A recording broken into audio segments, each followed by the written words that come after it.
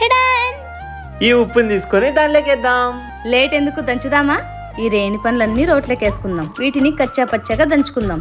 ఇటు చూడండి ఎలా దంచుతున్నాను. అందుకంటే నేనే బాగా దంచుతాను. అబ్బా ఎంత బాగా మెదుగుతున్నాయి. పోతి పండి బాగా కింది పండి. బా ఉత్త చూస్తుంటేనే ఇంత నోరు ఊరుతుందో. శిషా, నీకు ఉత్తదానికి నోరు ఉత్తే ఇంక ఉప్పు కారం వేస్తే ఇంకా ఎంత టేస్ట్ ఉంటుందో ఒకసారి చూస్తూలే. అమ్మయ్య మెదిగింది. ఇప్పుడు టేస్ట్ చూద్దాం ఎలా ఉందో.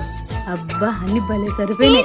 రాళ్ళంతా ఉన్నాయి. ఏ అవి రాళ్ళు కాదే, రేణిగా ఇత్తనాలు. పో మీరే తింటారా లేకపోతే నాకేమైనా ఇచ్చేది ఉందా? అరే నిన్నట్టే మర్చిపోతాం రా. ఇదిగో తిను. దాని కళ్ళ చూస్తుంటే నోట్లో నీరు ఊరుతున్నాయి. అబ్బా ఏమున్నది. విద్యా దీన్ని అన్నం తీసుకొని తినచ్చా?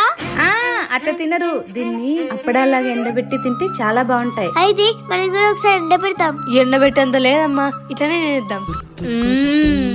ఫ్రెండ్స్, మీలో ఎంతమంది రేణిగా తొక్కుని తిన్నారో కింద కామెంట్ సెక్షన్ లో కామెంట్ చేయండి. తినని వాళ్ళు ఎవరైనా ఉంటే తప్పకుండా ట్రై చేయండి, చాలా బాగుంటది.